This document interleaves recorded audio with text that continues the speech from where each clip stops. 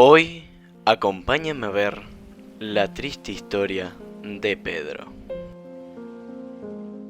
Pedro estaba completamente solo, abandonado ante su pobreza, ya que su novia lo había dejado.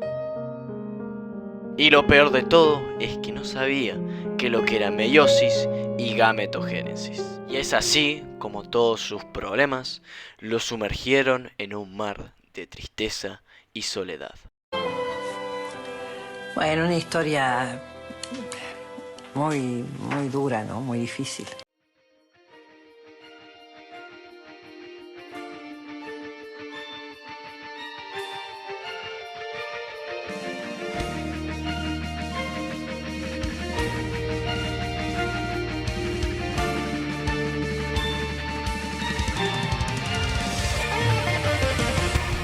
Tranquilo, Pedro.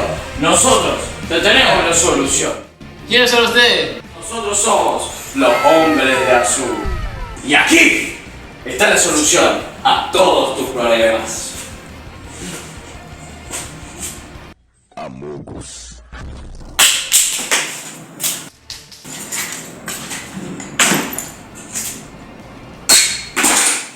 Che, no olvidemos el cartel. No, aquí está. Gametogénesis y meiosis. Pedro, ¿usted quiere ser una persona feliz? ¿Quiere ser una persona a la cual valoren? ¿Quiere ser una persona que obtenga todo lo que desee? ¿Quiere ser una persona rica? Pues entonces los hombres de azul le traemos la solución. Junto a la explicación de mitosis y meiosis, usted va a poder solucionar todos los problemas que se le crucen en el camino. Antes de empezar, la mitosis y la meiosis tenemos que saber que ambas son divisiones celulares. Es decir, que ocurren, o podemos decir que ocurren, en células eucariotas. Una división celular vendría a corresponder a que la célula eucariota experimenta diversos cambios que la llevan a dividirse en nuevas células hijas. En el caso de la mitosis, que es uno de los procesos de división celular, tenemos que una célula progenitoria, diploides, es decir, con 23 pares de cromosomas, va a dar lugar a dos células hijas nuevas, diploides, ambas con 46 cromosomas cada una. Entonces podríamos decir que en la mitosis el material genético se va manteniendo o se mantiene de generación a generación. A diferencia de la mitosis, la meiosis es un proceso reductivo, ya que el material genético se va reduciendo en generación tras generación. Así, empezando con una célula reproductora diploide, es decir, con 46 cromosomas, y dando fin o dando origen a 4 células hijas haploides, es decir, 23 cromosomas cada uno. Sabemos que una célula, por división celular, cuando se divide, genera otras dos células hijas que tienen 46 cromosomas. Y si esas células hijas se vuelven a dividir, vuelven a generar otras dos células hijas con 46 cromosomas. Y si vuelven a hacer ese proceso nuevamente, siguen teniendo 46 cromosomas y así sucesivamente. Pero en la meiosis pasa algo diferente. En la meiosis, cuando una célula se divide en otras dos células hijas y esas células hijas se vuelven a dividir, no tienen 46 cromosomas, tienen solo 23. ¿Por qué? Esto lo vamos a poder entender si observamos las fases de la meiosis.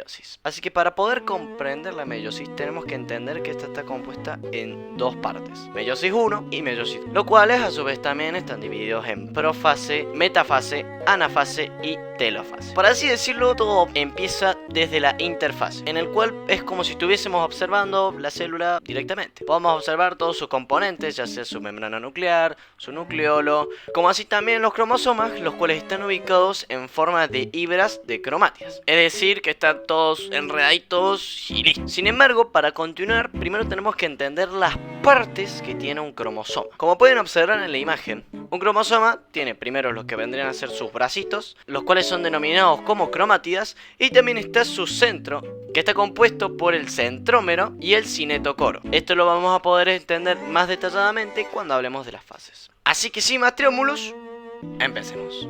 En la profase, la membrana nuclear se desintegra y los nucleolos desaparecen, como así también los centriolos migran a los polos, generando filamentos que conforman el uso acromático. Estos filamentos también son denominados como microtúbulos. Pero lo más interesante del mismo es el comportamiento que toman los cromosomas. Los cromosomas homólogos, es decir, un cromosoma del padre y un cromosoma de la madre, se juntan, se empiezan a juntar hasta que llega un punto en el que se juntan de tal forma que se entrelazan. Y en ese entrelazamiento, las cromatías se llevan parte del ADN de uno y parte del ADN del otro. Estos van a poder engancharse, por así decirlo, en los cromosomas a través de lo que llamamos antes como cinetocoro. Este agarre que generan los centriolos lo realiza tanto el de arriba como el de abajo. Por ende van a ser como una especie de disputa entre quién se lleva el cromosoma.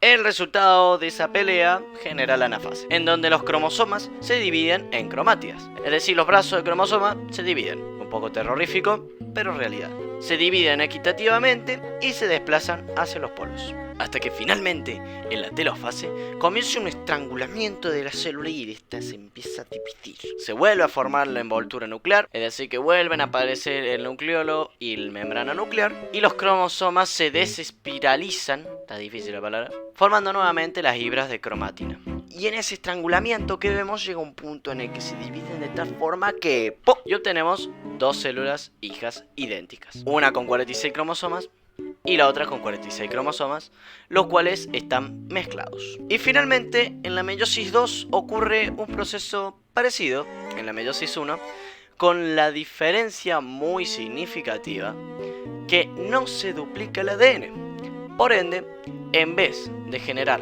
células hijas con 46 cromosomas, va a generar simplemente células hijas haploides de 23 cromosomas. Lo cual sí responde a la pregunta de por qué en la meiosis tenemos la mitad de cromosomas, ya que para las células sexuales es muy importante este fundamento. Bueno, hablando sobre la gametogénesis, podemos ¿todo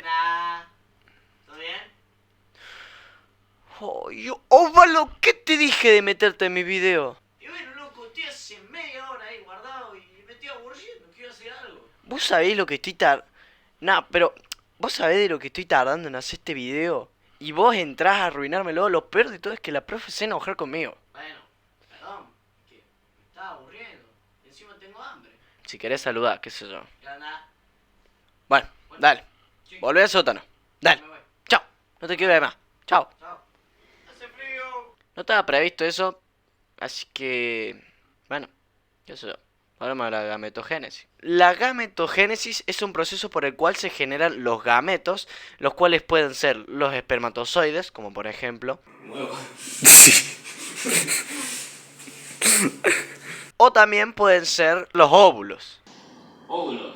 Sí, la verdad que no sé cómo son los óvulos, pero bueno, ahí estaba el ejemplo. Y básicamente estos cuando se juntan, tienen 23 cromosomas por un lado y otros 23 cromosomas, se juntan formando 46 cromosomas. Entonces, si sus cromosomas no estuviesen divididos a la mitad, estaríamos teniendo niños con 92 cromosomas. Tremendos mutantes. ¿Quién sabe si el futuro Superman saldría de eso?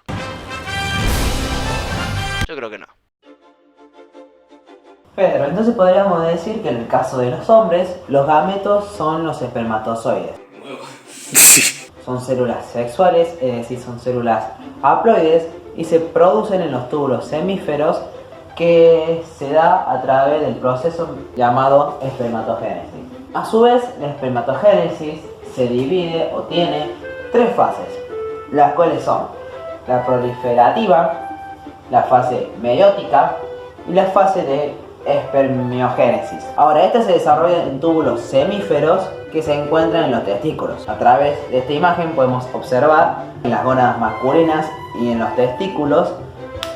Está dividida en varias zonas llamadas lóbulos, en los que se encuentran diversos túbulos semíferos, que es en donde se forman o donde se conforman los espermatozoides. Su formación empieza en la parte más exterior del túbulo y conforme van madurando y ganando funcionalidad, va acercándose al centro del túbulo semífero. Una vez constituido el espermatozoide, viaja por el túbulo hasta llegar al epídimo, donde es retenido hasta que se utilice. Ahora, para explicar las fases de la espermatogénesis, vamos a utilizar la siguiente imagen. En la primera fase llamada proliferativa o también como fase espermatogónica, se la conoce así por la multitud de mitosis que ocurren en ella, ya que su principal objetivo es formar muchas células precursoras de espermatozoides, es decir, muchos espermatocitos. Ahora, esta ocurre a través de una célula germinal, en la cual se forman espermatogonias tipo A, que estas, a su vez por mitosis, es decir, una división celular, darán lugar a nuevos o nuevas espermatogonias tipo A y tipo B. Ahora, ¿qué son las tipo A y tipo B? Tipo A vendrían a representar a aquellas que siguen replicándose y pueden dar lugar a nuevas espermatogonias tipo A y tipo B. En cambio, la tipo B son las que darán lugar a un espermatocito primario que a su vez dará lugar a 4 espermatozoides maduros una vez ocurre la espermatogénesis. La espermatogonia es una célula germinal masculina de la cual derivan, ya sea por divisiones y reducciones cromosómicas, los espermatocitos.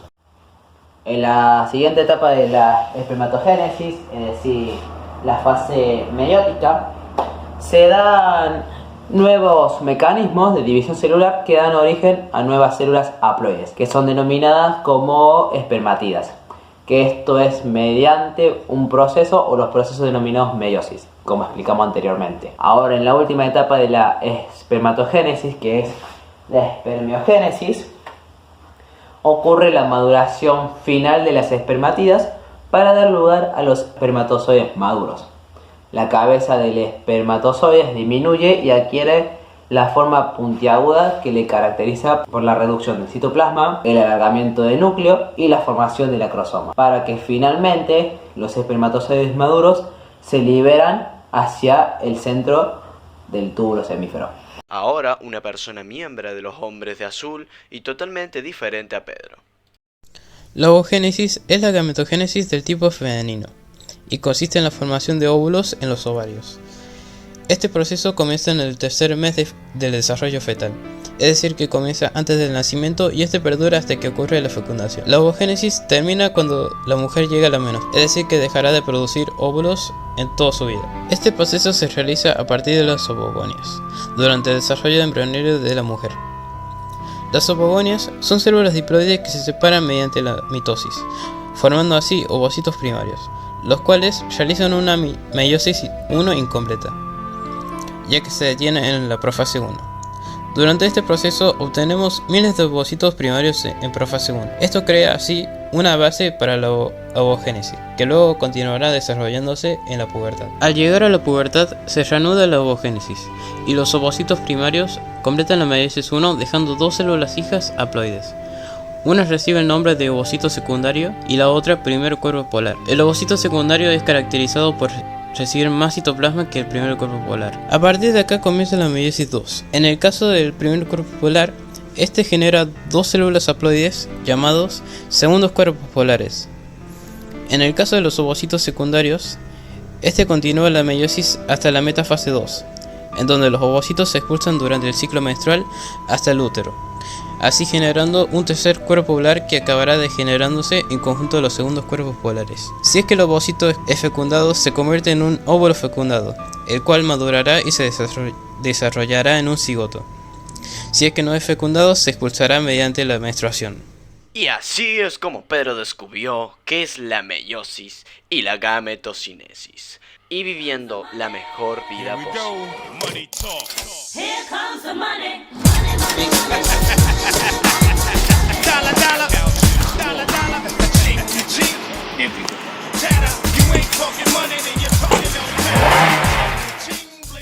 Y así es como los Hombres de Azul se fueron felices de haber resuelto la vida de otra triste persona.